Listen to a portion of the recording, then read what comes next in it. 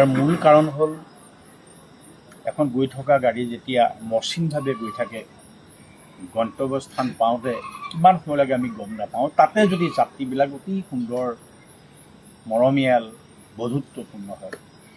Theatre সূৰ্য মই আগতেও আছোঁ। এইবছৰ আমাৰ যিখিনি যাত্ৰী এই থিয়েটাৰ সূৰ্য নামৰ বাহনখনৰ যিয়ে আমাক ভোগ পুৰাইছে, যিয়ে আমাক মৰম দিছে, যিয়ে আমাক অসমৰ বিভিন্ন ঠাইৰ পৰা আহি বুকুত সাৱটি লৈছে, ইয়াৰ প্ৰথমতে মই সুবাদ দিব লাগিব আমি মালিক বুলিয়ে কওঁ, মালিক বুলি ক'লে বেয়া পায়, মুনীন্দ্ৰদাক সকলোৱে এটা মৰমৰ হাত চাপৰি দিব। এটা অনুষ্ঠান চলাই নিয়াৰ বাবে বহুত মানুহৰ প্ৰয়োজন হয়, বিশেষকৈ মেনেজমেণ্টৰ। মানে আমাক এইবাৰ সময়ে নিদিলে ভাবিবলৈ যে আমি ইমান দিন পাৰ কৰিম। তাৰ কাৰণে সকলোকে সেৱা জনাইছোঁ। মই মাজে মাজে কিবা কিবি কাৰণত কৰ্মক এনেই গালি চালি পাৰোঁ, বেয়া চেয়া নাপাবি। আৰু আমাৰ যিখিনি মানুহ, মই বিশেষ এবাৰ চেটৰ ল'ৰাখিনি আমাৰ গোটেই কলা কুশলী ইমান সুন্দৰভাৱে দিনবিলাক কটালে, মই সকলোকে মৰম যাচিছোঁ। চব ভালে থাকক তহঁতি। আৰু এই সকলোৰে মাজত আমাক এনেকৈ আগবঢ়াই নিয়াত যিজন মানুহৰ সকলোতকৈ অৰিহণা দিছে তেওঁ হ'ল বন্ধু অভিজিত ভট্টাচাৰ্য। তেওঁ বহুত দিন কলম জীয়াই থাকক তাৰে কামনা কৰিছোঁ। আমিতো শূন্য এটা হৈ জুলাই 7 তাৰিখে ইয়ালৈ আহিছিল, একদম শূন্য এটা। সেই শূন্যটোক আগে পিছে নম্বৰ লগাই 105 নম্বৰ লৈ পেলাই আমাক যাবলৈ সুবিধা দিলে অভিজিত ভট্টাচাৰ্যই। আমাৰ প্ৰযোজক মুণ্ডাই, উত্তম দা, পদ্ম, কৈলাশ দা, আমাৰ পুলক, পৰশ, গোটেইখিনিয়ে এটা বছৰ কটালে। তেওঁলোকৰ দীৰ্ঘায়ু কামনা কৰিছোঁ, চব সুখেৰে থাকক। আৰু আজি মোৰ বহুত দিনৰ মূৰত আজি এটা কথা মূৰলৈ আহিছে যে আজি কেইবছৰমান বহুত হিট নাটক কৰিছোঁ দেই, কিন্তু সেই মুহূৰ্তত কাকো দেখা নাপাওঁ। ৰৈ থাকোঁ কাৰোবাক এষাৰ মাত দি যাম বুলি, নাপাওঁ। বহুত বছৰ কাকোৱে পোৱা নাই।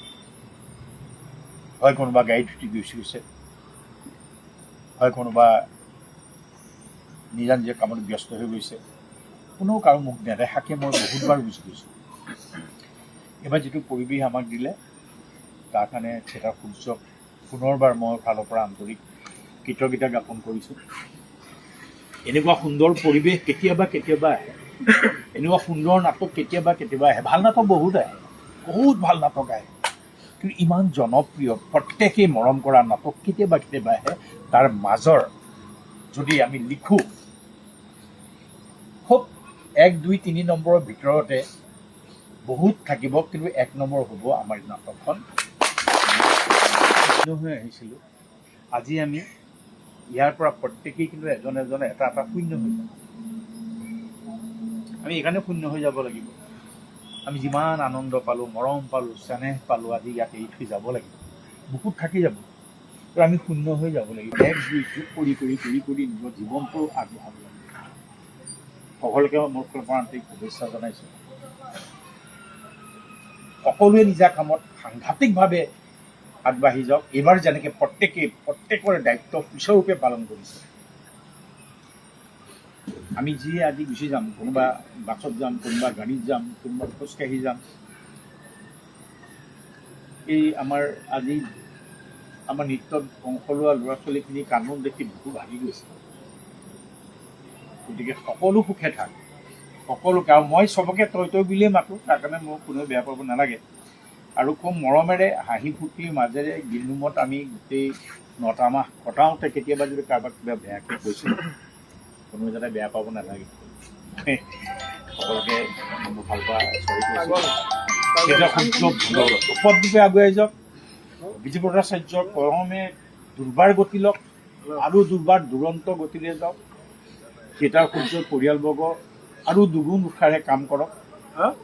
আমি আকৌ লগ পাম কেতিয়াবা কেতিয়াবা। জীৱনৰ বাটটোত হয়তো আৰু কোনো কাকো কেতিয়াও নাপাব পাৰোঁ, হয়তো পাবও পাৰোঁ। যদি নাপাওঁ আমি বুকুত লৈ থাকিম, পাওঁ যদিটো পালোঁ। গতিকে সকলো সুস্বাস্থ্যৰে থাকক, বিহুৰ শুভেচ্ছা জনাইছোঁ আৰু পুনৰবাৰ সকলোকে মোৰ ফালৰ পৰা আন্তৰিক শ্ৰদ্ধা জনাইছোঁ। এটা সুন্দৰ বছৰ আমাক দিয়াৰ বাবে, সুন্দৰ বছৰ এটা আমাক দিলে। এই সুন্দৰ বছৰটো আমাৰ বুকুত সদায় সুন্দৰ হৈ থাকিব তাৰে কামনা কৰিছোঁ। আৰু মোৰ লগত থকা যিখিনি ষ্টেজত প্ৰত্যেককে মই মৰম কৰোঁ, মোকো মৰম কৰে। কেতিয়াবা কেতিয়াবা যদি অজানিতে কিবা ভুল কৰিছোঁ সকলোৱে ক্ষমা বিচাৰিছোঁ। চব ভালে থাকক, নিজা কামত সকলো আগুৱাই যাওক, সকলো আগুৱাই যাওক, সকলো গৈ পেলাই এনেকুৱা এটা জাতিষ্কাৰ মানে পোহৰলৈ পৰিণত হওক, যাতে আমি যিমান দূৰত থাকোঁ প্ৰত্যেকটো গৈ যাতে সেই পোহৰটো আমি দেখা পাওঁ। বিশেষ কথা নকওঁ, ৰাতিও বহুত হৈছে। থিয়েটাৰ সূৰ্য প্ৰত্যেকটোৱে মই পৰা সেৱা জনাইছোঁ। পৰিয়ালবৰ্গৰ মুখৰ পৰা কৃতজ্ঞতা জ্ঞাপন কৰিছোঁ। এজন মালিক পালোঁ, যিজন মালিক আহিলে আমি বেৰি ধৰোঁ কথা শুনাৰ বাবে, তেখেত তেনেকৈ থাকক। অভিজিৎ ভট্টাচাৰ্য নাট্যকাৰ আহিলে আমি বেৰি ধৰোঁ, আমি হাঁহিবলৈ বিচাৰোঁ, হাঁহি থাকোঁ, তেওঁ হাঁহি থাকক।